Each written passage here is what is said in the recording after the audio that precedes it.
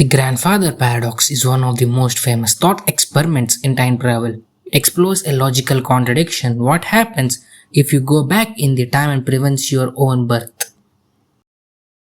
Imagine a scientist who has just built a time machine and determined to test the limits of reality. So he decides on a drastic experiment, travels back to the past to stop his grandfather from ever meeting his grandmother. So what happens next?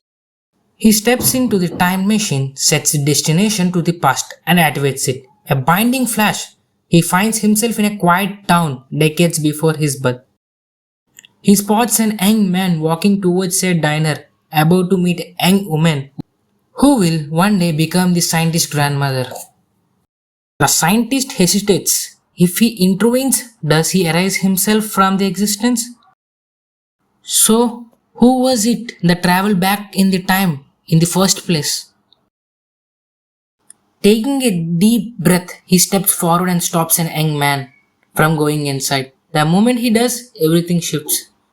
The world flickers like a broken film reel. His visions are blurred. When he looks down, his hands are fading away.